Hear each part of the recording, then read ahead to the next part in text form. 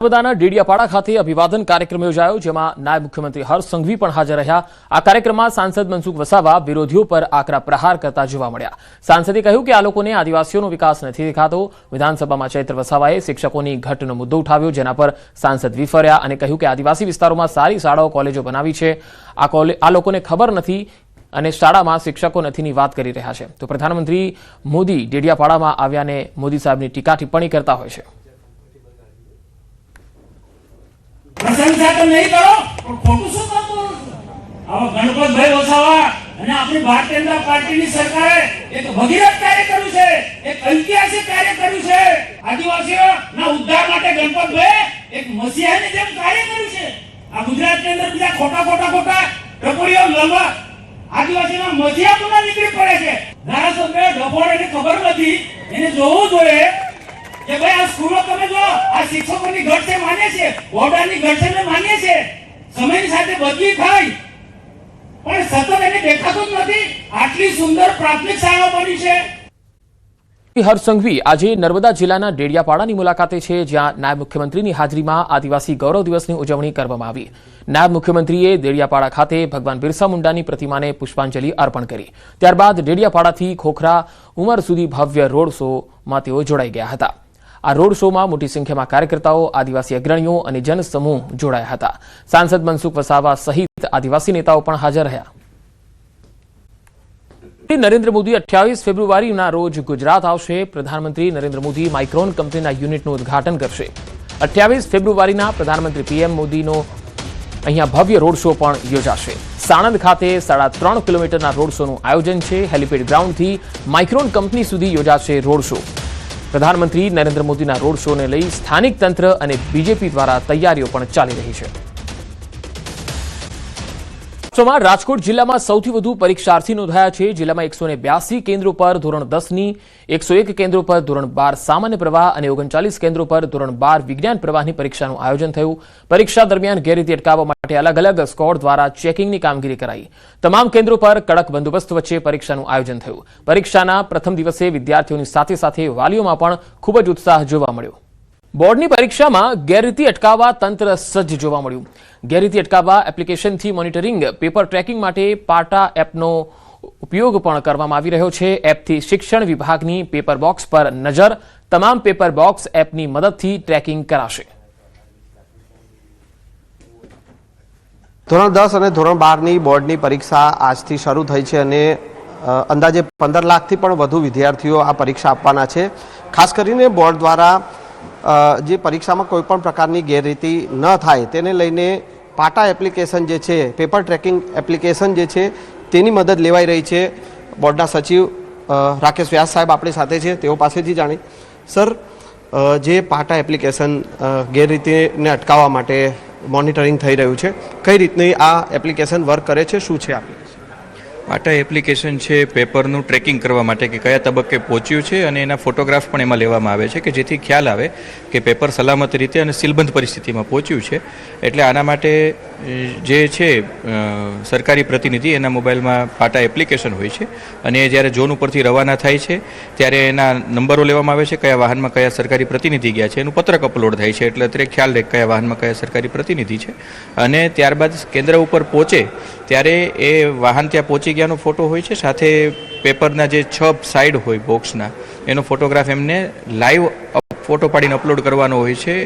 ગેલેરીમાંથી upload થઈ શકતો નથી, એટલે લોકેશન સાથે એ સ્થળ ઉપર પહોંચ્યાની સાબિતી સ્વરૂપે અહીંયા મોનિટરિંગ થઈ શકે છે અને એ રીતે સુનિશ્ચિત કરવામાં આવે છે। અને જ્યારે કેન્દ્ર સંચાલકને સોંપે ત્યારે કેટલાની હાજરીમાં સોંપ્યું છે એમને સોંપે એનો પણ ફોટો એક અપલોડ થાય છે કે જેથી આટલા લોકોની સાક્ષીમાં સીલબંધ પરિસ્થિતિમાં મળ્યું છે એની ખરાઈ અને ચોકસાઈ બોર્ડ કક્ષાએથી કરવામાં આવે છે। તો આ હતા રાકેશ વ્યાસ સર, અને જે પ્રકારે પરીક્ષાઓ જે આજથી શરૂ થઈ છે અને તેમાં કોઈ પણ પ્રકારની ગેરરીતિ ન થાય તેને લઈને આ પાટા એપ્લિકેશન જે છે તેના દ્વારા મોનિટરિંગ કરવામાં આવી રહ્યું છે। કેમેરામેન પંકજ મકવાણા સાથે સંજય ટાંક, ન્યૂઝ 18 ગુજરાતી, ગાંધીનગર। બોર્ડની પરીક્ષાનું પહેલું પેપર પૂર્ણ થયું છે। પ્રથમ ભાષાનું પેપર પ્રમાણમાં સહેલું પૂછાતા વિદ્યાર્થીઓ ખુશખુશાલ જોવા મળ્યા। ગુજરાતીના પેપરમાં સ્વદેશી અપનાવો, દેશ સમૃદ્ધ બનાવો અંગે નિબંધ પૂછાયો। મોટાભાગના વિદ્યાર્થીઓને ગુજરાતી વ્યાકરણ સરળ લાગ્યું। અંગ્રેજી મીડિયમના વિદ્યાર્થીઓને એઆઈ પર નિબંધ પૂછાયો। ઇન્ડિયા ઓફ માય ડ્રીમ નિબંધ પૂછવામાં આવ્યો। તો એટલે બહુ સારું ગયું છે અને બહુ ઈઝી હતું. સ્ટોરી લખી છે, સ્ટોરી બહુ સારી ગઈ છે, 5 પેજની લખી છે. બહુ સારું રહ્યું તૈયારી કરી એ પ્રમાણે. આજે ગુજરાતીનું પેપર હતું, બહુ મસ્ત ગયું. મેઘરજમાં ડુંગર પર આગ લાગવાની ઘટના સામે આવી. મેઘરજ પંચાલ રોડ પર ડુંગર પર વિકરાળ આગ, જંગલની વનરાજી બળીને રાખ થઈ ગઈ હતી. મેઘરજ વન વિભાગની ટીમ પણ સ્થળ પર આવી પહોંચી. ઉનાળાની શરૂઆતમાં જ ડુંગર પર આગ લાગવાના બનાવો શરૂ થયા છે. વન વિભાગના કર્મચારીઓ દ્વારા આગ ઉપર કાબુ મેળવવા પ્રયાસો હાથ ધરવામાં આવ્યા હતા.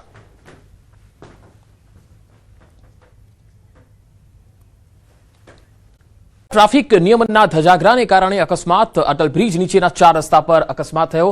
રોંગ સાઈડ આવેલા બાઇક ચાલકના કારણે અકસ્માત સર્જાયો હતો.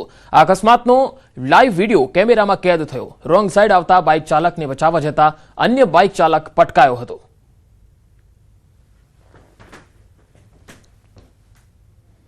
ફરી એકવાર આ દ્રશ્યો તમે જોઈ શકો છો, કઈ રીતે આખો અકસ્માત થાય છે. ટ્રાફિક નિયમનના ધજાગરાને કારણે આવા અકસ્માતો સર્જાતા હોય છે. વડોદરામાં બેફામ બનેલા બાઇક ચાલકનો એક વિડીયો વાયરલ થયો છે. ઝોમેટો ડિલિવરી બોયને સ્ટન્ટ કર્યા હતા. આ તસવીરો જુઓ. અટલ બ્રિજ નીચે વાંકી ચૂકી બાઇક હંકારી.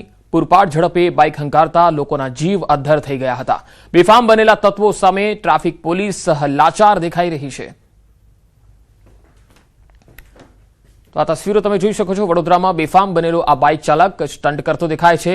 ઝોમેટો ડિલિવરી બોય છે જે સ્ટન્ટ કરતો જોવા મળે છે અને અટલ બ્રિજ નીચે વાંકી ચૂકી બાઇક તેણે હંકારી હતી.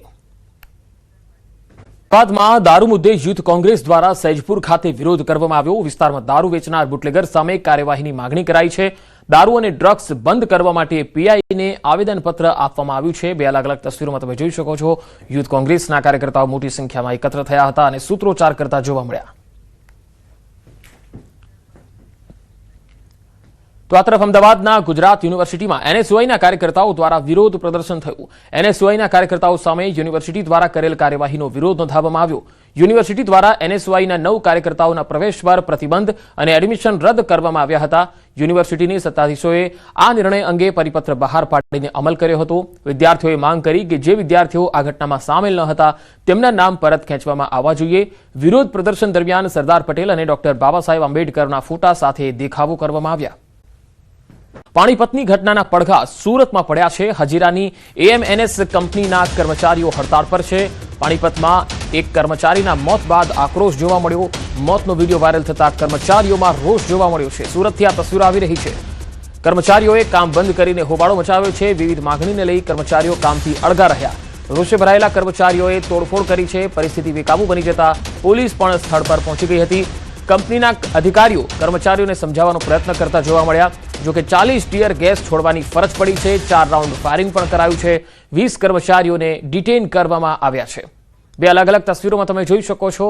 અહીંયા પાણીપત ખાતે બનેલી ઘટનાની અસર સુરતમાં જોવા મળી છે અને સુરતમાં જે કંપનીમાં કામ કરતા કર્મચારીઓ છે, એએમએનએસ કંપનીના કર્મચારીઓ હડતાળ પર ઉતરી ગયા, કામથી અળગા રહ્યા અને હોબાળો મચાવ્યો હતો. કર્મચારીઓએ કામ બંધ કરીને ઉગ્ર સૂત્રોચ્ચાર કર્યા હતા, જેને લઈને પોલીસ બોલાવવાની ફરજ પડી હતી. એક કર્મચારીનું પાણીપતમાં જે રીતે મૃત્યુ થયું ત્યારબાદ અહીંયા રોષ જોવા મળ્યો. एमएनएस कंपनी में जो वर्कर है वर्कर स्ट्राइक पे गया था, उसकी जो वेतन बढ़ाने के लिए और का जो काम का समय है उसमें बढ़ोतरी करने की वजह से स्ट्राइक पे गए थे. पुलिस को जानकारी मिली तो तुरंत हजीरा और इच्छापुर पुलिस और सूरत शहर के अलग अलग ऑफिसर और पुलिस को एमएनएस कंपनी में भेजा गया है. टीयर गैस छोड़े हैं हमने, कितने छोड़े नहीं, टीयर गैस छोड़े हैं. टीयर गैस छोड़ने के बाद कंट्रोल में परिस्थिति है. सर इधर हम लोग काम करने आते हैं इधर कंपनी के अंदर, लेकिन हम लोग का जो ड्यूटी है मांगे है 12 घंटा ड्यूटी करवाया जाता है हम लोग से. 8 घंटे का पैसा ले लिया जा रहा है लेकिन हम लोग को मिल नहीं रहा है. बाकी बोनस वगैरह भी नहीं हम लोग को मिल रहा है. और हम लोग काम बात है सर. आपका नाम?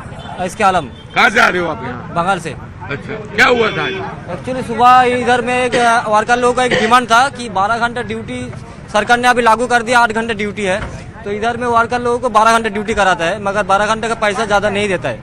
तो इधर वर्कर लोगों का डिमांड है कि 8 घंटे ड्यूटी करेगा, उसके ज़्यादा हम लोग नहीं करेगा. उससे ज़्यादा अगर 4 घंटे करेगा उसका ओटी मिलना चाहिए, मगर इधर नहीं देता है. इसीलिए इधर पहले से हड़ताल हो रहा था। पुलिस भी जो हमारे पीआई थे वो घटनास्थल पर ही थे और बहुत कोशिश की पुलिस ने उनको समझाने की कि बिल्कुल आप लोगों की बात सुनी जाएगी और उसमें अगर कुछ भी होगा तो डेफिनेटली कंपनी भी साथ बैठकर इसमें आपकी बात सुनी जाएगी। बहुत कोशिश की पुलिस ने, बट जैसे ही फिर ये थोड़े बिल्कुल वो हो गया एंड जब इनने पत्थर मारा शुरू कर दिया तो उसके बाद तुरंत हमने पुलिस एक्शन लिया। स्विफ्ट पुलिस एक्शन के चलते हुए ऑलमोस्ट 20 लोग हमने पकड़ लिए हैं और इसमें स्ट्रिक्टेस्ट एफआईआर दाखिल कर आगे की कार्रवाई की जाएगी।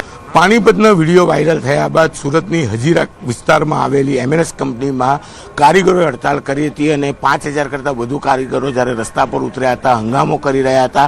આ ઘટનાની જાણ કંપની દ્વારા પોલીસને કરવામાં આવી હતી અને પોલીસ તાત્કાલિક ઘટના સ્થળે પહોંચી હતી પબ્લિકના ટોળાને શાંત કરવા માટે। પણ જોતજોતામાં આ ટોળું એટલું ઉશ્કેરાયું હતું કે પોલીસ કર્મચારીઓ અને અધિકારીઓ પોતાની ખાનગી ગાડી લઈને કંપનીમાં પહોંચ્યા હતા। પણ આક્રોશ એટલો બધો કારીગરોમાં હતો કે જે ગાડીઓ સળગાવવામાં આવી છે એ કંપનીના કોઈ કર્મચારી કે કોઈ અધિકારીની નથી, પણ આ તમામ ગાડીઓ પોલીસ કર્મચારીઓ અને અધિકારીઓની છે કે જેઓ અહીંયા લોકોનું ટોળું શાંત કરવા આવ્યા હતા। પણ લોકોનું ટોળું એટલી હદે ઉશ્કેરાયું હતું કે જોતજોતામાં ગાડીઓમાં તોડફોડ શરૂ કરી દીધેલી હતી। મારી નજીક ઉભેલી જે ગાડીઓ છે, લાલ કલરની ગાડી દેખાય છે એ પોલીસ કર્મચારીની છે, આ અધિકારીની ગાડી છે, પાછળ રહેલી ગાડી છે તે પણ પોલીસ કર્મચારીની છે। એટલે કે પોલીસ કર્મચારીઓ ક્યાંક કોઈક નાઇટ કરીને ઘરે પહોંચેલું, કોઈક અન્ય કામમાં હતું, એટલે કે જેવો કોલ મળતાની સાથે તેઓ ઘટના સ્થળે પહોંચ્યા હતા। એટલે કે પોલીસ સ્ટેશન જઈને સરકારી વાહનોમાં આવવાની જગ્યા પર પોતાના ખાનગી વાહનો લઈને પહોંચ્યા હતા। પણ લોકોનો આક્રોશ એટલો હતો કે ગાડીઓ કંપનીની છે કે કોની છે તે જોયા વગર આ તમામ ગાડીઓ પોલીસ કર્મચારીઓની છે અને તેમને સળગાવી નાખવામાં આવી છે। એટલે કે કારીગરોનો ગુસ્સાનો ભોગ પોલીસ કર્મચારીઓ બન્યા છે। કેટલાક કર્મચારીઓને વાગ્યું છે, 40 કરતાં વધુ ટીયર ગેસ ફોડવામાં આવ્યા છે। ત્યારે કહી શકાય કે આ તમામ ગાડીઓ પોલીસ કર્મચારીની સળગાવી નાખવામાં આવી છે। જોવાનું એ રહ્યું કે હવે આ મામલે કયા પ્રકારની તપાસ થાય છે। પણ ચોક્કસપણે લોકોનો આક્રોશ ખૂબ જ હતો અને આ તમામ ગાડીઓમાં પોલીસ કર્મચારીઓ પહોંચ્યા હતા લોકોના ટોળાને શાંત કરવા અને લોકોના પબ્લિકના રોષનો ભોગ પોલીસ કર્મચારીઓ અને તેમની ગાડીઓ બની જોવા મળી રહી છે। કેમેરામેન જીગર ગૂગલ સાથે કીર્તેશ પટેલ, ન્યૂઝ 18 ગુજરાતી, સુરત।